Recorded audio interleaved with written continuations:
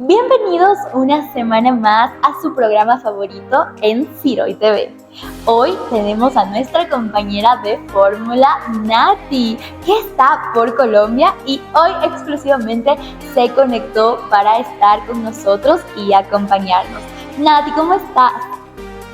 María Belén, qué rico verte nuevamente.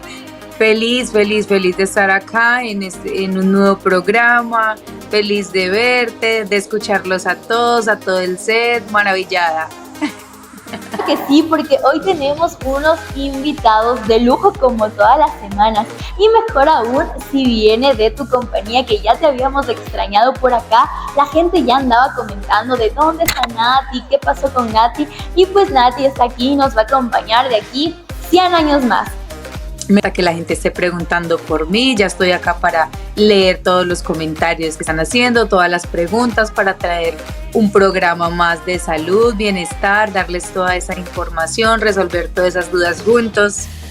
Claro, claro, Nati, tú siempre leías los comentarios y justo por eso la gente estaba extrañándote. Te cuento que el día de hoy, Nati, vamos a hablar de temas muy importantes que a las mujeres nos encantan. Vamos a hablar del aumento de glúteos, de la mastopexia, también del estrés, que es algo que nos ataca a todos, y por ahí también de la endodoncia. Entonces, a todos aquellos que nos están viendo, les invito a quedarse con nosotros y tómense un cafecito, un vinito para disfrutar e informarse más como todas las semanas. Y que comenten, que escriban, que pregunten todo lo que quieran, que vamos a estar respondiendo. Todos sus comentarios y todas sus peticiones. Así que acompáñenos una semana más en Ciroy TV.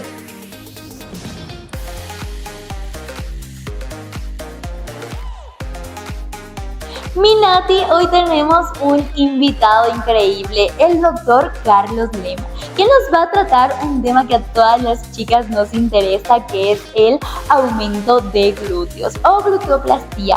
Nati, ¿qué opinas de este tema que vamos a hablar tan interesante? Bueno, yo también le doy la bienvenida al doctor desde acá de Colombia, Medellín. Y este es un tema que todas las chicas estaban esperando, de lo que me estaban preguntando, lo que estaban comentando. Así que maravilloso, doctor, bienvenido y que pueda resolver todas estas inquietudes y dudas de las chicas. Claro, Nati, vamos a comenzar. Hoy vamos a estar hablando del aumento de glúteos o gluteoplastía. Nati, ¿tú le quieres hacer alguna pregunta tal vez al doctor? Y también que se presente, claro que sí. Hoy tenemos la compañía del doctor Lema. Doc, muchísimas gracias. Preséntese para los que no le conocen todavía, por favor. Bueno, saludos cordiales para la audiencia. Mi nombre es Carlos Lema, cirujano plástico, reconstructivo y estético. Bueno, en este día estamos para aprender y conocer algunos temas. Bueno, este tema es de mucha importancia. Claro, y a todas las mujeres nos interesa, eso es lo importante. Nati, ¿tú tal vez le quieres hacer alguna pregunta para empezar al doc? ¿O cuál es la técnica más adecuada?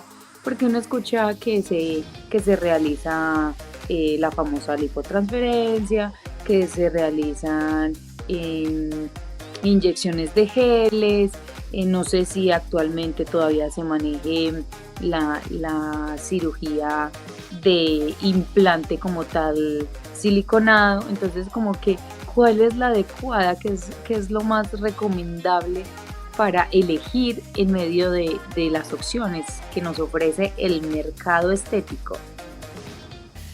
Bueno, para entrar en el contexto de la técnica de gluteoplastia, vamos a hablar un poco del origen o de causa, cómo se hace.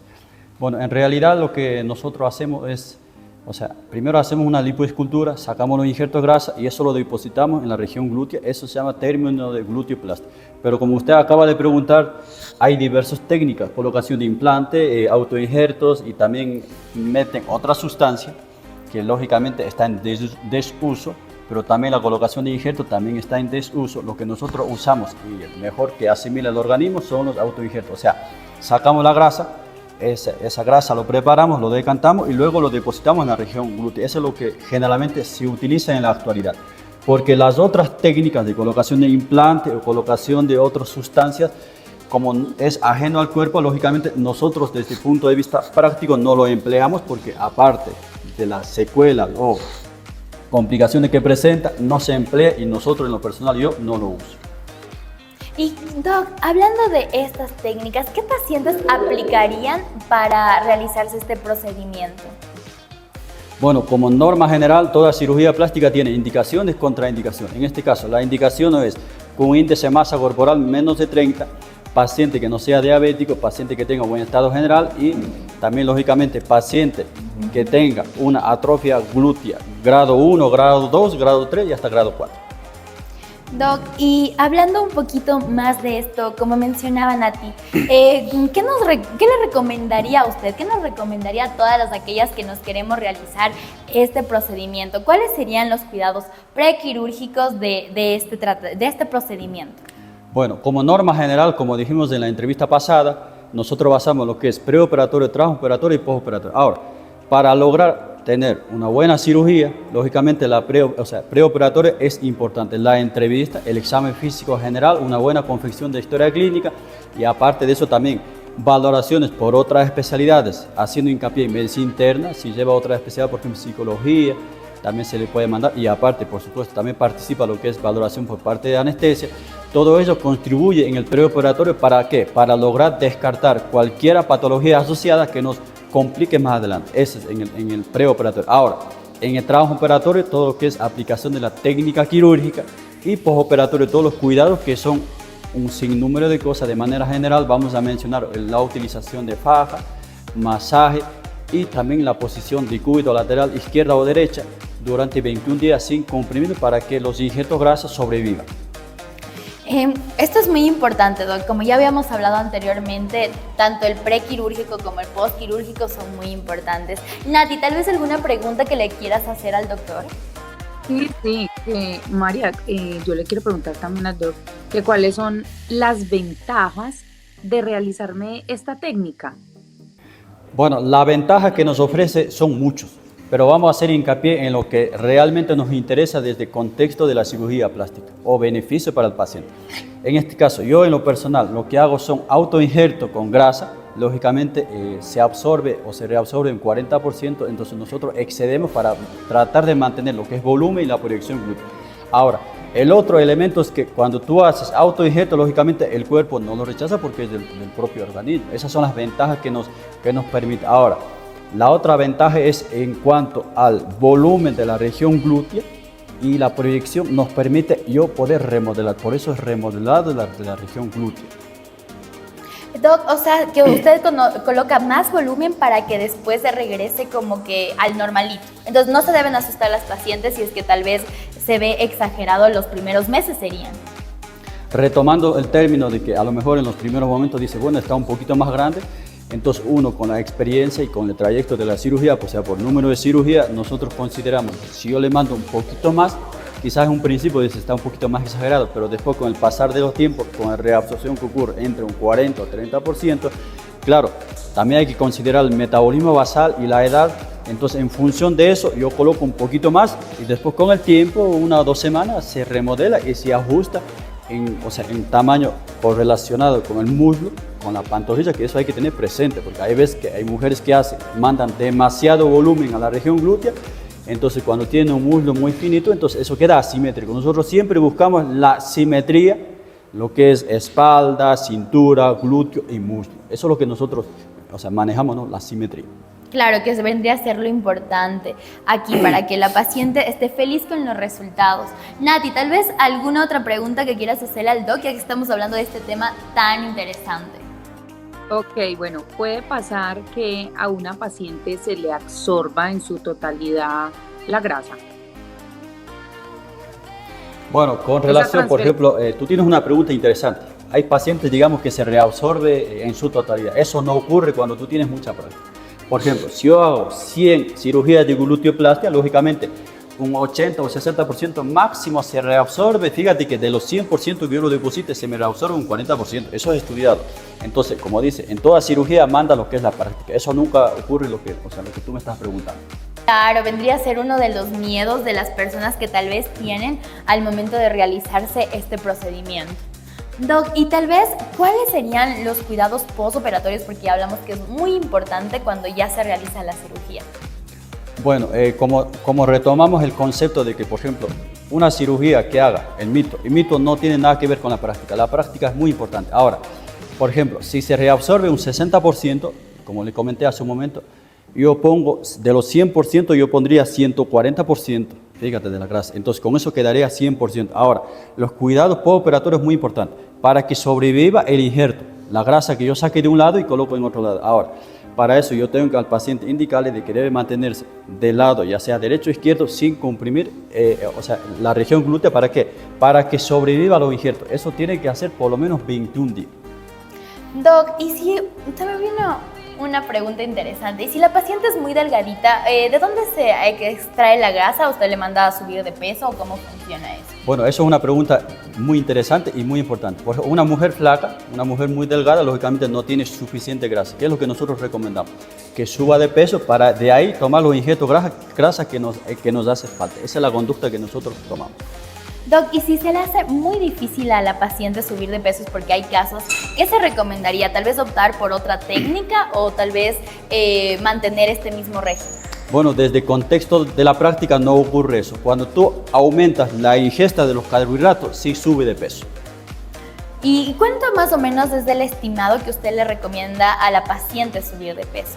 Bueno, si yo hablo de subir de peso, lógicamente yo no puedo decir, bueno, esta mujer lleva esto, esta mujer lleva esto. No funciona así. En realidad, yo tengo que valorar en ese momento y decir, bueno, tú llevas una semana, 2 semanas, 3 semanas, pero también el tipo de carbohidrato que yo se lo indique.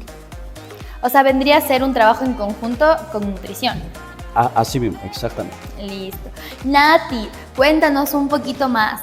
Tú tienes allá las preguntas de las personas que nos están comentando. Cuéntanos.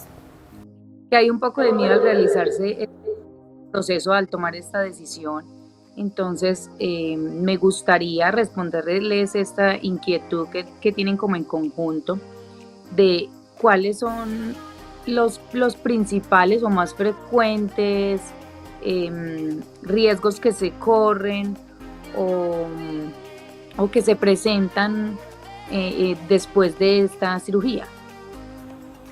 Bueno, como toda cirugía plástica tiene sus complicaciones. Ahora, la valoración preoperatoria es clave del éxito. ¿Qué quiero decir? Yo, para poder identificar las complicaciones que pudiera presentar, lógicamente tengo que saber de esa cirugía todas las complicaciones que está descrito, no por mí, sino en la literatura. Entonces, en función de eso, tengo que hacer una valoración preoperatoria, o sea, exigirlo al paciente, tratar de, durante la entrevista, sacar toda la información posible.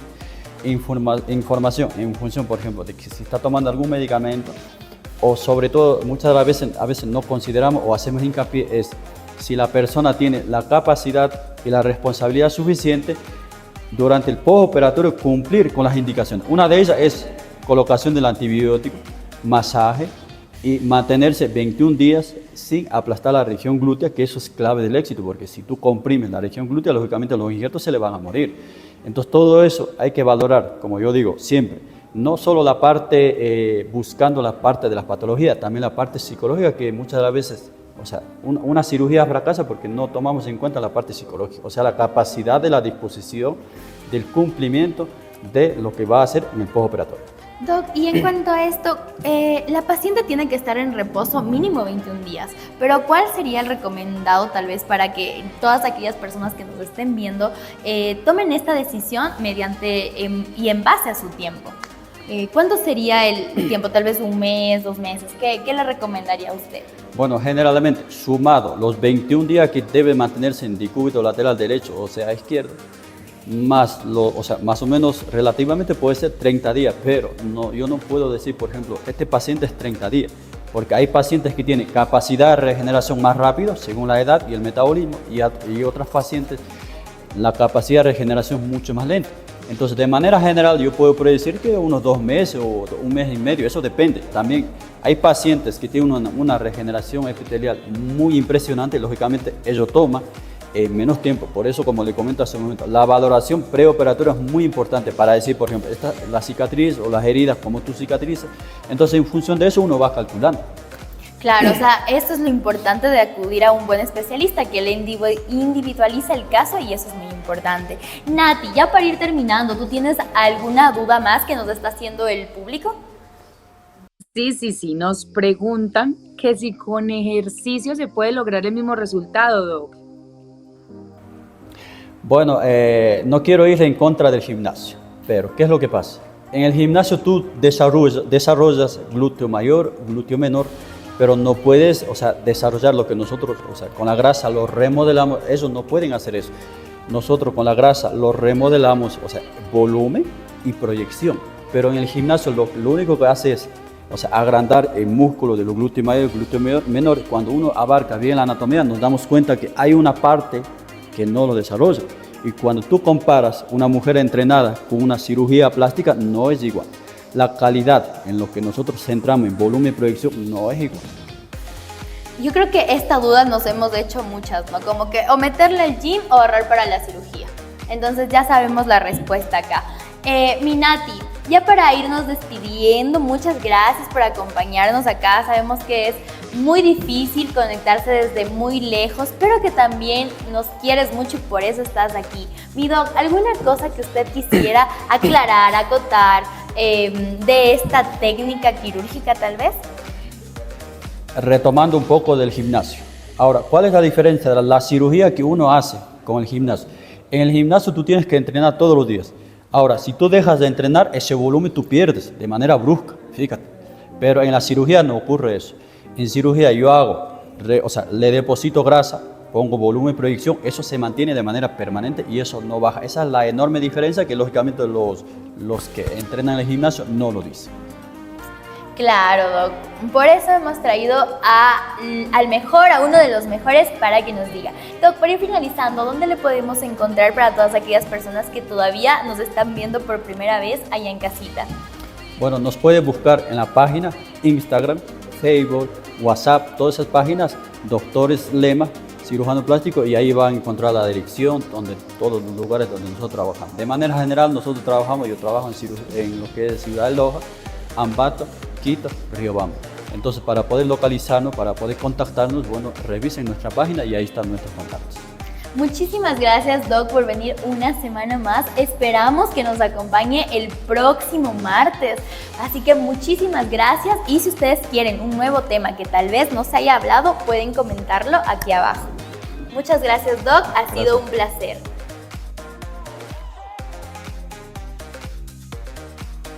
Para comenzar, tenemos a una gran invitada. Ella es la doctora Heidi Narváez. Doc, muchísimas gracias por aceptar nuestra invitación. Para mí es un gusto tenerla una semana más aquí en Ciroy Bebé.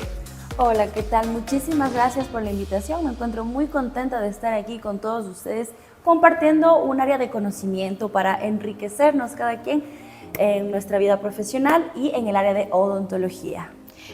Usted es la mejor, Doc. Tenemos aquí a una de las mejores y por eso, a pedido de ustedes, vamos a tratar un tema que no se conoce mucho, pero que es bastante importante. La pulpectomía y la pulpotomía. Doc, vamos a empezar, como yo siempre digo, por el principio.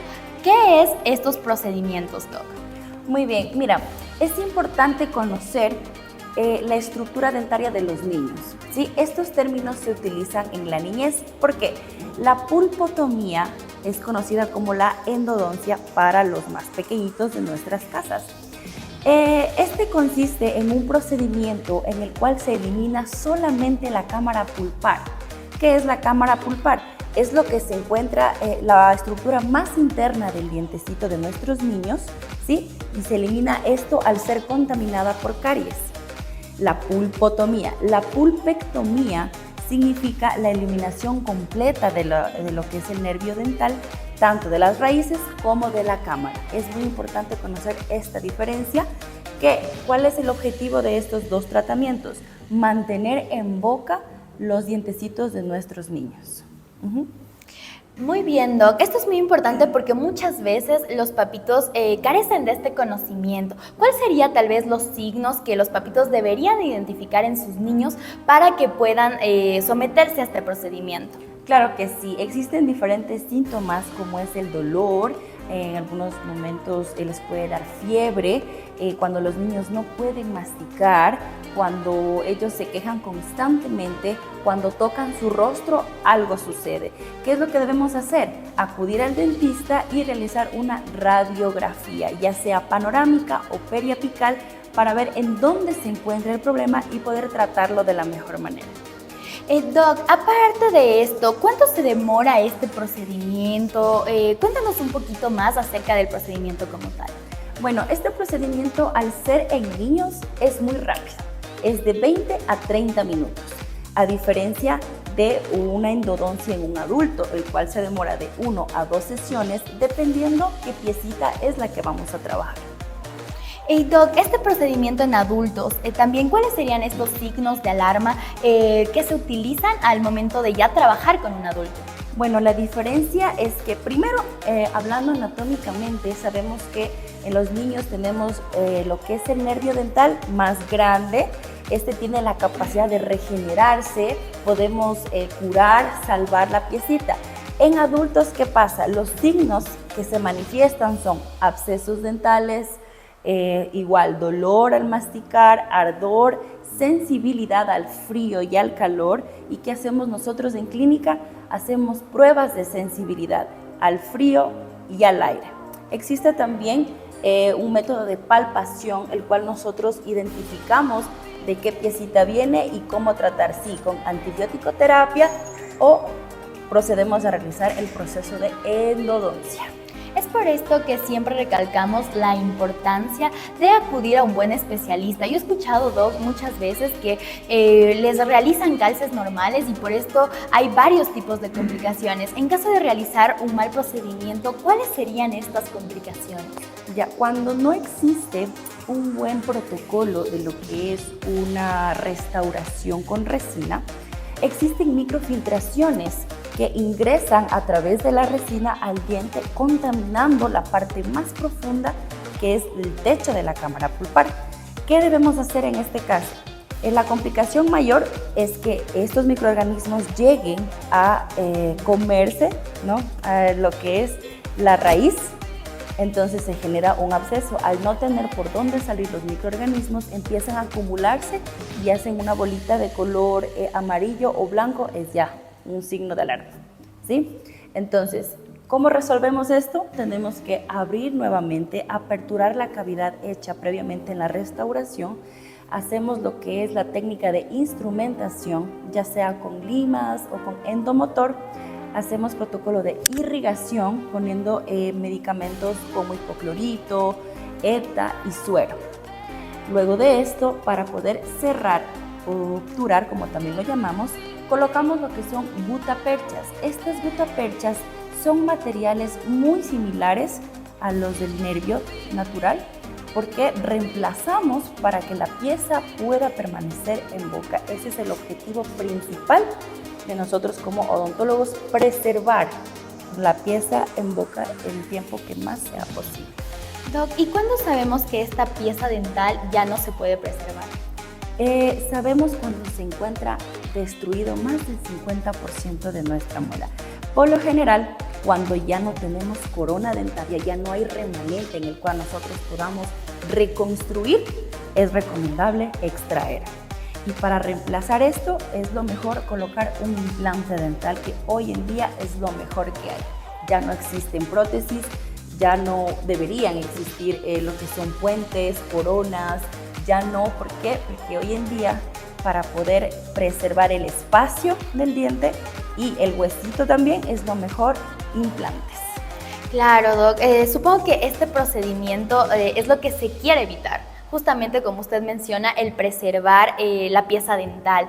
Doc, como tal, ¿cuáles serían estos cuidados que se tienen que tener después de hacerse este procedimiento? Bueno, los cuidados son muy importantes porque nosotros, al tener una pieza en boca que está inerte, que está reemplazado por otro material, debemos procurar no masticar cosas demasiado fuertes, ¿sí? Nosotros debemos ser conscientes de que ya no es un diente vital, ya no tiene vida, el color va a cambiar con el tiempo, con los años, y sobre todo cuidarnos mucho de los alimentos, como les dije, fuertes. Y estas recomendaciones aplica tanto para los más pequeños de la casa como para los más grandes. Así es, las recomendaciones son para los dos.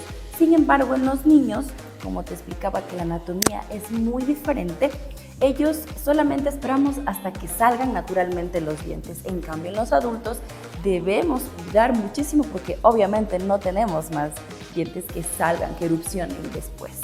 O sea, es una sola vez y ya nos va a tocar ponernos implantes. Así es. Mi doc, ¿y alguna recomendación que usted como profesional de la salud dental les dé a los niños, a los más pequeñitos que nos están viendo para su cuidado dental? Claro que sí, es muy importante trabajar en la prevención de caries dental.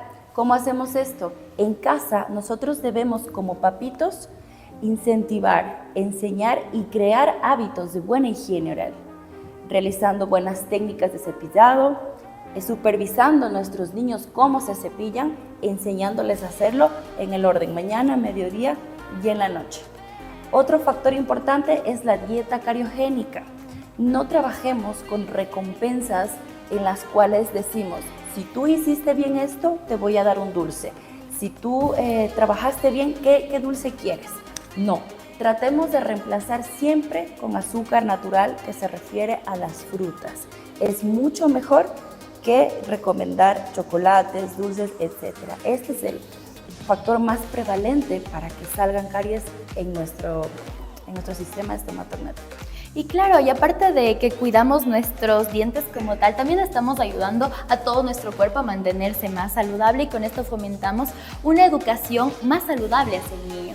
Muchas gracias, mi doc, por estar aquí, por compartir su conocimiento con nosotros. Ya para ir finalizando, ¿dónde le pueden encontrar todas aquellas personas que le están viendo? Bueno, me pueden encontrar en redes sociales, pueden ingresar a la página de Siroy por Instagram, Facebook, en el cual se encuentran mis datos personales. Yo soy la doctora Heidi Narváez, están mis números personales en la página y recuerden que es mejor siempre prevenir. Muchísimas gracias, Doc. Esperamos tenerle la próxima semana con nosotros nuevamente. Ya le estamos comprometiendo. Gracias. Muchas gracias por la invitación. Muy gustosa estar aquí con todos ustedes. Gracias.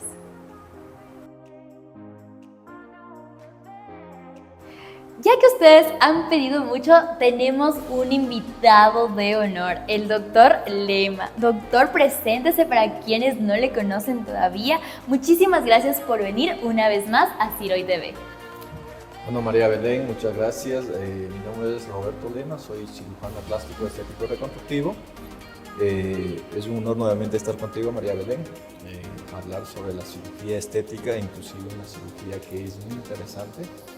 Consideraría que es una cirugía de Hollywood. Claro que sí. Hoy vamos a hablar de la mastopexia. Doc, empecemos por el principio. ¿Qué es la mastopexia? Bueno, normalmente la mastopexia es bastante poco conocido, se podría decir, en la actualidad, pero tenemos algo novedoso. Inclusive en nuestro país, en Ecuador, tuvimos a Shakira, que es un personaje a nivel mundial, famosa. También hay otra actriz que es la Jennifer López, que también ha tenido fama mundial. Consideraríamos que son personas que deberíamos tomar como un modelo para poder hablar de esta cirugía. Claro, y también para desmentir algunas cosas que las redes sociales nos han hecho creer. Pero antes de todo, tenemos por el otro lado de la pantalla a Nati. Nati, cuéntanos un poquito más de las dudas que están teniendo las personas que nos están viendo. Hola, Doc, ¿cómo estás?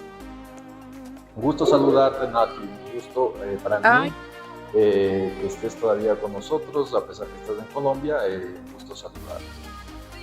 No, encantada de estar aquí nuevamente con ustedes. Y sí, bueno, acá estábamos hablando y comentarios de que esta es una cirugía buscada especialmente por mujeres después del embarazo, por mujeres que han bajado de peso o por su naturalidad en la edad que se va generando pues este regalo de la gravedad. Por supuesto, normalmente esta cirugía sucede, como retomando las palabras de Nati, es posterior a un embarazo, inclusive, fundamentalmente. Estaba comentando hace un momento, tomando en esta referencia, por ejemplo, como Shakira tiene un embarazo de 2 niños, igual que Jennifer López, a pesar que tienen la edad y tienen sus embarazos. Y esto, ¿cómo favorece esta cirugía? Principalmente en la actualidad, las mujeres que han tenido un embarazo, dificulta esta proyección, se podría decir, el aumento de volumen, los senos se caen prácticamente, ya que la lactancia materna y todos estos embarazos repercuten en la estética de las mamas. Por eso es fundamental esta técnica que se llama la mastoplastia, para poder hacer una reparación tanto de la parte funcional y la parte estética, y de esa forma que nuestros pacientes retomen la anatomía normal de las mamas. Doc, aquí hay una confusión que me gustaría que nos ayudaras a aclarar, y la gente está un poquito confundida con el aumento de senos y la reducción. Entonces hablemos de esas diferencias bien marcadas para que salgan todos de dudas. Normalmente hay 3 técnicas que se pueden utilizar. Uno se denomina, lo que dice Nati, es aumento de las mamas. Este aumento de las mamas se llama mastoplastia de aumento. Esto normalmente se realiza a través de una prótesis. La otra técnica que existe es la mastoplastia de reducción. Esto sucede, por ejemplo, normalmente en las mujeres que, por ejemplo, por un embarazo aumenta las mamas. Puede ser porque una persona o una mujer que tenga un peso en exceso, las mamas dificulta, las mamas están de un tamaño muy exagerado. Esto inclusive repercute a nivel de la columna vertebral, es decir, que sería algo funcional y estético. Esto sería la segunda técnica. Ahora, la otra técnica quirúrgica o el procedimiento es la mastopexia. ¿En qué consiste? Esto es el descenso, o científicamente se denomina topsis mamaria, que posterior a un embarazo, o como decía Nati, las personas que bajan de peso en exceso, tiende a caer la mama, es decir, que se llama topsis mamaria. De aquí el procedimiento quirúrgico es una mastopexia. Son 3 procedimientos quirúrgicos que se debe realizar. Es para eso que uno, como cirujano plástico, lo que hace es la evaluación, primero el interrogatorio de todos estos antecedentes, y posteriormente se le realiza el examen físico para ver qué procedimientos lleva. Doc, ¿y se puede combinar 2 procedimientos? Es decir, ¿puede haber un aumento y también un levantamiento? Claro, por supuesto, inclusive nosotros hemos hecho la técnica. Es muy buena pregunta, María Belén, que esto, bueno, usted como mujer es fundamental también saber, lógico, ahorita María Belén está soltera, pero más adelante ya cuando tenga su pareja y tenga ya sus hijos, ya tiene un conocimiento científico, y qué mejor de un cirujano plástico que le puede orientar. Se puede hacer eso. Inclusive posterior a un embarazo hay un descenso o caída de las mamas. En ese proceso uno aprovecha, se puede poner las prótesis y hacer el levantamiento de las mamas. Claro. O a su vez, hay mujeres que tienen el volumen, se puede hacer el levantamiento y se puede hacer el autoprótesis de la mama. ¿En qué consiste eso? Es la misma glándula mamaria, se le hace un proceso científico y se le hace una prótesis y se le levanta y queda como que fuera, como que haber puesto una prótesis mamaria y bien levantado. Doc, y hablando ya un poquito más de este procedimiento, ¿para qué pacientes está dirigido esto y para qué pacientes estaría contraindicado? A eso estaba comentando María Belén. Normalmente, por ejemplo, este procedimiento de mastopexia es posterior a los embarazos. Eso consideraría que es un aspecto fundamental que hay que tener. El segundo punto sería, por ejemplo, un paciente que baja de peso en exceso. Normalmente esto también repercute y cae las mamas prácticamente. Entonces, en estos dos procesos sería candidato para poder realizar este tipo de procedimiento. Pero consideraría que un 89 o a 90% es posterior a un embarazo, ya que las mamas tienen una deformidad, tiende a caer por la lactancia materna inclusive, y todo esto repercute, y por lo tanto esta repercusión hay una afección a nivel psicológica de la mujer. Claro, y tal vez las complicaciones en aquellos pacientes que usted dice, si la paciente quiera, no se puede realizar. Por supuesto, normalmente como cualquier cirugía plástica, el paciente tiene que estar dentro con todos los exámenes necesarios. Además de eso, normalmente este procedimiento lleva lo que es una cirugía mayor, ya que tiene que ser evaluado por el especialista en medicina interna o terapia intensiva. El otro especialista que nos ayuda es el anestesiólogo. Normalmente este tipo de procedimiento, la anestesia es anestesia general, ya que esto nos permite hacer una manipulación, una operación lo más adecuado posible para que pueda salir lo mejor. Claro. Mi Nati, por allá tal vez tienes alguna otra pregunta que nos estén haciendo las personas que nos están viendo. Claro que sí, siempre hay preguntas. Me dicen que ¿cuánto tarda la recuperación? Bueno, cualquiera de estos tres procedimientos, pero bueno, el día de hoy estamos hablando específicamente de la mastopexia. Muy buena pregunta. Normalmente esta recuperación puede ser de 7 a 10 días. Es un procedimiento, es una cirugía de mama, lo que es en diferentes versiones. Normalmente tiene que utilizar una faja, realizar el uso de antibiótico terapia, y además de eso se realiza masajes o se ponen drenajes para que de esa manera disminuir la acumulación de seromas y un cuidado adecuado. Como cualquier tipo de cirugía estética, sí tiene que ser muy estricto en los cuidados, en el uso de antibiótico terapia y la faja, que es fundamental. Doc, y aquí para ir desmintiendo un mito, tal vez como usted ya hablaba de aquellas actrices famosas como las que usted mencionaba, ¿por qué a ellas les luce sus mamas muy levantadas a pesar del tiempo en el que ya se realizaron la cirugía? Como todo proceso, con la edad tiende a caer, va cayendo por la elasticidad de la piel, por los embarazos, pero ¿cuál es el secreto? Por eso empecé desde un inicio con los personajes de Hollywood. Siempre hay retoques que se debe hacer, y uno de ellos es la mastopexia. Por ejemplo, hablando de J-Lo, Jennifer López, para nadie es secreto, o Shakira, que en las últimas semanas estaba en Quito, Ecuador. A pesar que tiene 2 embarazos, luce una mujer muy escultural, con su anatomía como que fuera de 15, 18 años. Eso es algo increíble, pero detrás de eso está la cirugía plástica. Obviamente la cirugía plástica en Ecuador, América Latina, Estados Unidos, Canadá, en cualquier parte del mundo, es las mismas técnicas que se utilizan. ¿Cuál es la cuestión?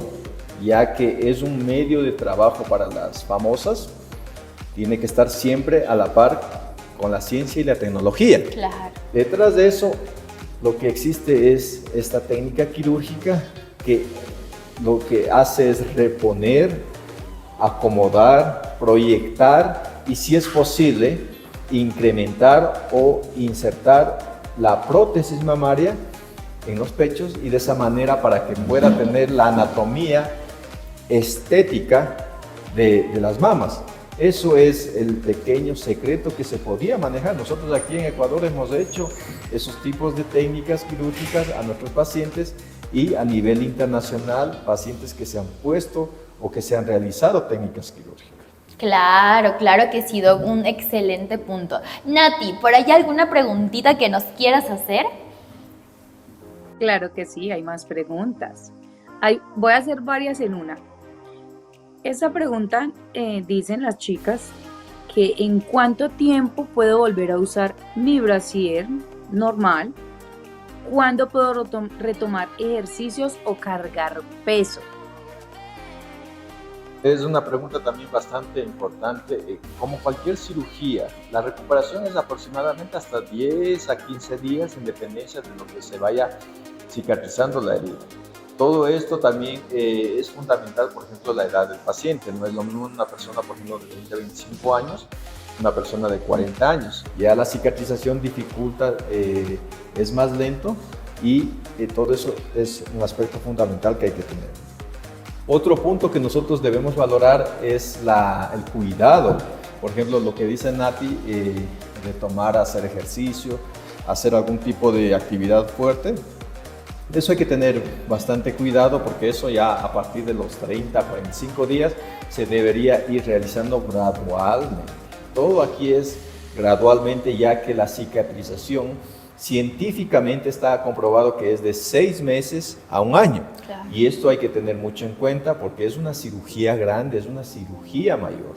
Y todos estos aspectos ya, por ejemplo, nosotros posterior a una cirugía se le indica que es el tiempo aproximado que debe tener en cuenta el paciente para poder realizar, por ejemplo, todo lo que es ejercicio, porque en la actualidad es muy importante que las señoritas o los jóvenes, o creo que ambos sexos, siempre están en el gimnasio, haciendo ejercicio, alguna actividad. Esto debemos tener en cuenta mucho, pero bueno, nosotros vamos, por ejemplo, posterior a una cirugía, vamos controlando el postoperatorio inmediato y tardío, y le vamos orientando cómo debe manejar este tipo de cirugía. Claro, esto es muy importante y por eso nos gusta mucho que ustedes allá en casita pregunten lo que quisieran saber al doctor. Nati, ya para ir terminando, ¿alguna última pregunta que tengas allá? Pues sí, esta me parece bastante interesante. Que dicen que después de una mastopexia ya no se puede amamantar. Mentira, Nati, eso es mentira, eso es un mito, como dice. Normalmente nosotros, por ejemplo, después de hacer un procedimiento, cualquiera de estos 3 procedimientos, puede ser una mastoplastia de aumento con prótesis, puede ser una mastoplastia de reducción o puede ser la mastopexia. Nosotros lo que hacemos es manejar de una manera conservadora. No afectamos las glándulas mamarias, por donde inclusive se puede hacer la lactancia materna, no repercute, al contrario, favorece. Inclusive yo considero que el aspecto más importante, claro, María Belén, es el aspecto psicológico. Claro. Posteriormente, el aspecto funcional, que es importante. Por ejemplo, la lactancia materna no repercute. Nosotros hemos tenido pacientes que posteriormente a 1, 2 años, hasta 3 años, han tenido bebés y todo bien. Sigue con esta funcionalidad, no pasa nada. Esto es muy importante aclarar, de hecho, porque como dice Nati, allá en casita tienen muchas preguntas y qué bueno que estamos definiendo todo esto como un mito. Doc, tal vez algún tema que aclarar, alguna cosa que nos quisiera enseñar, compartir con respecto a esta técnica quirúrgica. Bueno, considero que todas las mujeres posterior a un embarazo requieren de esta cirugía. Hablaríamos de un 95, un 98%. Consideraría que es importante realizar esta cirugía. No es más por el aspecto, digamos, que alguien no va a ver, tal vez no es por el aspecto, tal vez psicológico de la paciente. Consideraría que toda mujer le gustaría sentirse segura. A eso voy referencia, por ejemplo, Shakira, que estaba hace 8 días, me parece. Una mujer que tiene 47 años. Pararse en un escenario de miles, de millones tal vez de espectadores, no solo aquí en Ecuador, sino a nivel mundial. Y eso considero que es un aspecto fundamental, ya que la naturaleza, de la mujer es el embarazo, y posterior a eso sí hay repercusiones físicas. Igual que podríamos hablar de Jennifer López, que son personajes reconocidos, no solo a nivel de América Latina, sino a nivel mundial.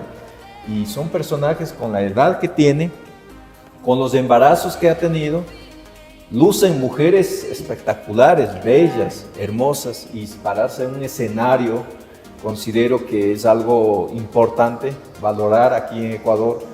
Como reitero, hemos tenido muchísimas cirugías que hemos realizado de ese tipo, pero este programa, María Belén, considero que es importante, claro, para que las mujeres en Ecuador puedan valorarse por un especialista. Eso es lo primero que tiene que hacer. Y por un buen especialista. Por un que buen es especialista. Lo primordial. Ya posterior a eso, ya ustedes tienen un cierto conocimiento. Por ejemplo, aquí hemos abordado partes y partes porque por falta de tiempo hemos hecho como un resumen, pero posterior a eso ustedes pueden valorarse por un especialista y eso considero que van a salir de todas las dudas y pueden ser candidatas a realizarse este tipo de cirugía. Claro, yo creo que aquí lo importante es que la mujer se sienta bien con su cuerpo, con su estado de ánimo, de manera integral, que eso es lo que aquí siempre es lo que hemos querido destacar. También, Doc, ya para ir finalizando, muchísimas gracias por estar aquí una semana más. Le esperamos la siguiente semana porque aquí el tema que más comentan es que vamos a hablar la siguiente semana. Muchísimas gracias, Doc. Muchas gracias también a Nati, que está conectándose desde otro país solamente por nosotros. Le agradecemos mucho y le esperamos la siguiente semana, Doc. Muchas gracias, María Belén, y un gusto poder estar aquí con ustedes. Y ya para cerrar este grandioso día tenemos al mejor de los mejores, el más pedido, el doctor Bolívar Merino, que nos va a hablar de algo muy común que no se habla mucho, pero que es un tema muy importante. Doc, muchísimas gracias por venir otra vez a su casa Ciroy TV. Muy amable, María Belén, un gusto estar nuevamente con ustedes. Saludos, Nati, y a toda la gente que de igual manera nos está siguiendo en el canal de Ciroy TV.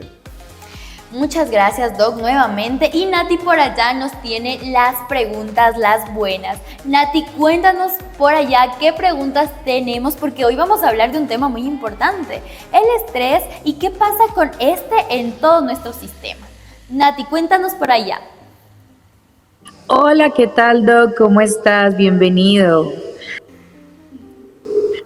Hola, mi hija, un gusto verte. Cariños desde aquí, desde el Ecuador, desde Riobamba para Medellín, tierra querida.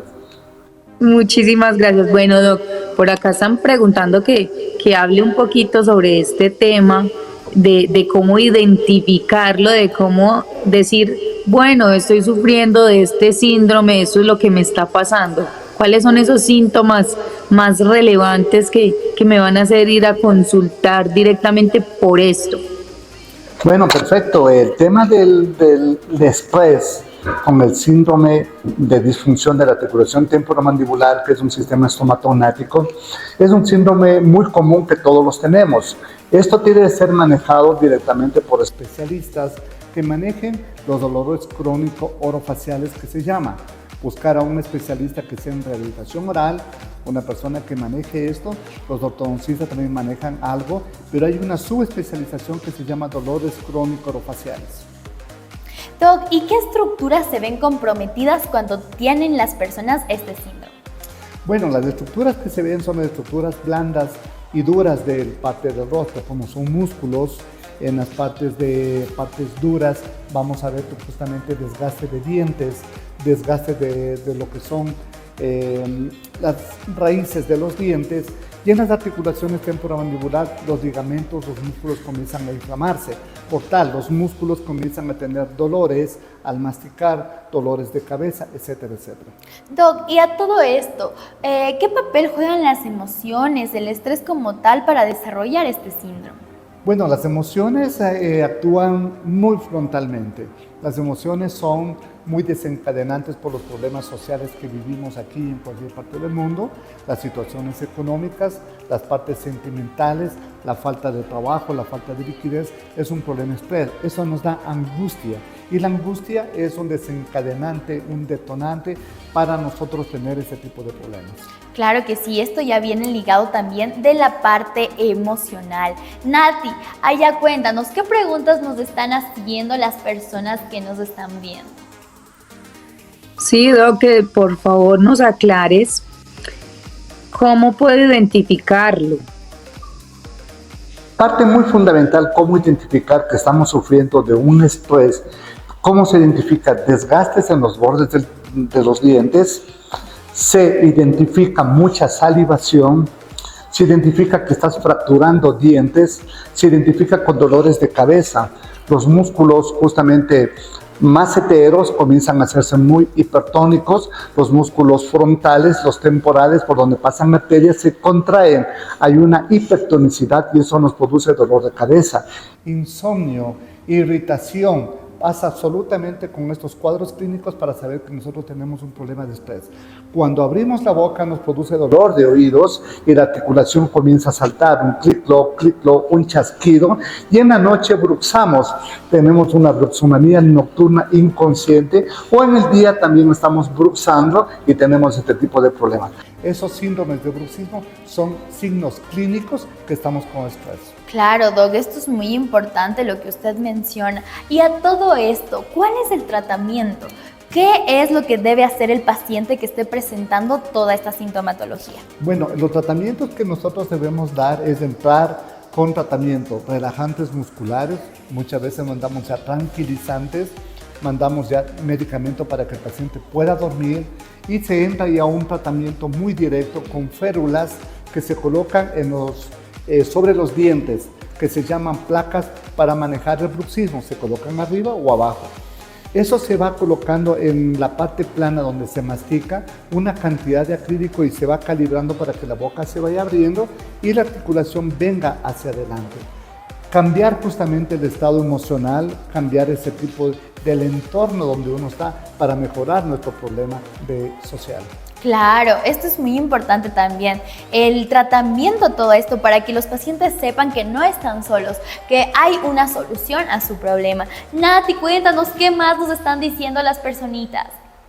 Por acá hay algo interesante que quiero leer.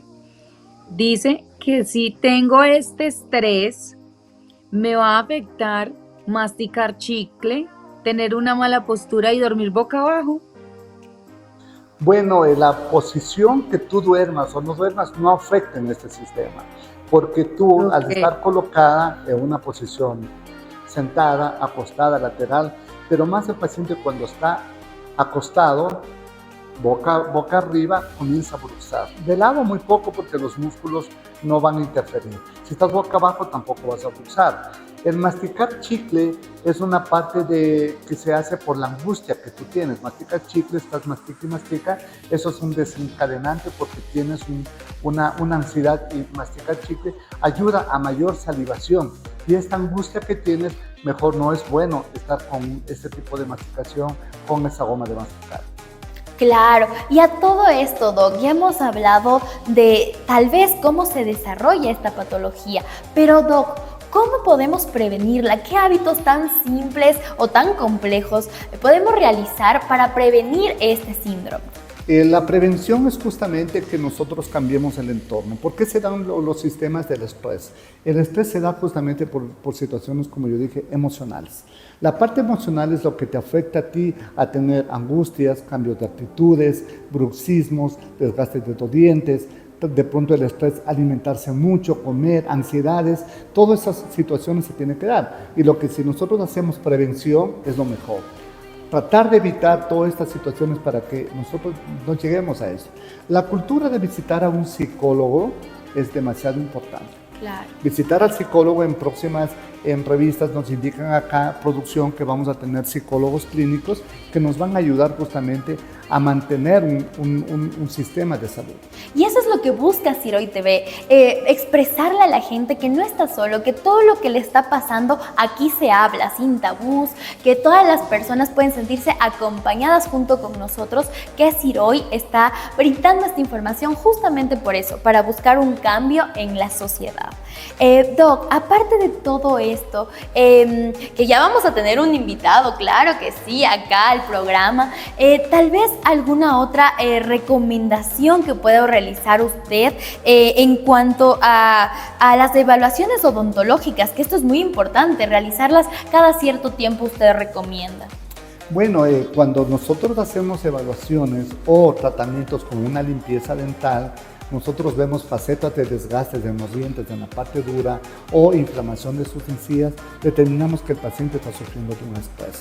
Se hace un diagnóstico completo en la parte muscular, cómo están todos los músculos, que es un diagnóstico muy especial. Yo sí les recomendaría que si ustedes tienen este tipo de problemas, un odontólogo general no está preparado para esto. Claro. También indican que colocar un poco de toxina botulínica para eliminar el bruxismo deja de funcionar la parte motriz de un músculo, sí, con el botox, pero no es un tratamiento. Entonces busquen un especialista o que tenga una subespecialización en esto para poder determinar cómo se puede corregir este problema, pero científicamente, porque en vez de mejorar, muchas veces van a desmejorar. Colocar un aparato neuromio relajante, que es una férula que se pone en los dientes, no es tratamiento. El tratamiento es otro. Claro, y por eso es muy importante acudir al especialista que es como usted menciona. Nati, cuéntanos alguna preguntita más que tenemos por allá. Y bueno, ya para finalizar, ¿qué hábitos simples se pueden adoptar para estas personas que vienen sufriendo este estrés? Bueno, algo muy simple, como dije, cambiar la actitud, cambiar el entorno. Algo me está fastidiando, algo me molesta. Problemas con mi esposo, problemas con los hijos, problemas con mi esposa, problemas en el trabajo. Cambiar la actitud para no llegar determinadamente a esto. Y buscar en primera mano ya ayuda psicológica. Claro, esto es muy importante y qué bueno que hagamos hincapié acá en Ciro TV. La salud mental es muy importante. Allá en casita les invitamos a todos a cuidar de su salud mental. A veces cerrar puertas es abrir otras. Doc, ¿alguna cosita que quisiera decir, aclarar, enseñarnos también, porque para eso está aquí un profesional sobre este tema? Bueno, el problema de la articulación temporomandibular con el síndrome, que es de dolores crónicos orofaciales que son patológicos, estos síndromes son patológicos, nosotros recomendamos que cuando nosotros veamos que el paciente, la esposa, el hijo o alguien le dice, estás bruxando, ya estamos en una etapa bastante adelantada sobre el problema de estrés. Cuando el estrés comienza, en primera instancia comienzan a desgastarse los dientes, pero puede terminar con edematizaciones cerebrales, inflamaciones del cerebro cuando hay mucho estrés. Y ahí se someten a hacerse drenes de las inflamaciones que tenemos en las corticoides del cerebro por no entrar en un problema inicial. Un diagnóstico con un psicólogo para que le ayude enseguida a buscar a un especialista de dolores crónicos orofaciales y entrar a un tratamiento. Verán que nuestra situación se nos mejora. Claro que sí, aquí lo importante es mejorar la calidad de vida y tal vez si alguna persona allá en casita se está identificando con lo que estamos narrando, pueden contactar al Doc. Doc, por favor, ayúdenos dónde le pueden encontrar, cómo pueden hacer las personas para acudir a su consulta. Bueno, nosotros como Clínica Siroy estamos en todas nuestras páginas web, tenemos también redes sociales en Facebook, Instagram, Clínica Siroy, y nos pueden contactar para dar una consulta. Ahí viene la consulta clínica, viene la consulta radiográfica, pedimos tomografías, hacemos todo un análisis de su causa, cómo está, porque muchas veces de los pacientes dicen, no, me duele mucho la cabeza, pero no sé, el neurólogo no me dice nada, el otorrino no me dice nada, o sea, ya no sé qué hacer. Quienes tratan directamente los problemas de dolores crónicos orofacial son los odontólogos con subespecialidades en ese tipo de especialidad. Búsquenos y estamos para servirles. Claro que sí, y no se olviden que siempre de la mano de los mejores. Doc, le comprometemos la siguiente semana a venir a nuestro programa, que para nosotros es un gusto siempre recibirlo. Muchísimas gracias por venir, un gusto una vez más compartir con usted. Bueno, muchas gracias a las órdenes, seguiremos nosotros dando nuestra información, qué es lo que nosotros sabemos hacer para que la gente en su casa entienda, se eduque, porque de esto depende lo que es Siroy TV. Llegar a ustedes con una filosofía muy clara, con una información veraz y científica. Muchas gracias.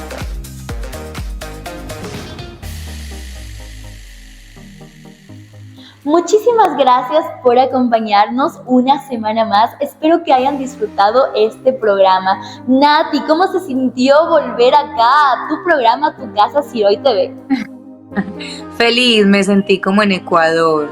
Y muchísimas gracias a todas esas personas que siempre están ahí preguntando, interesándose en todos estos temas tan espectaculares que siempre traemos en Siroy TV. Claro, ya te extrañamos, esperamos verte pronto acá en tu casa, Siroy TV, en Ecuador, en Riobamba.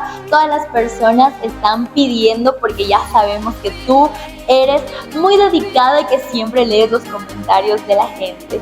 Para todas aquellas personitas, comenten aquí abajo todo lo que quisieran saber la siguiente semana. Ya saben que nosotros realizamos sus peticiones y cumplimos con la información que ustedes quieren tener a la mano. Espero contar con ustedes el siguiente martes. Nos vemos pronto. Nos vemos.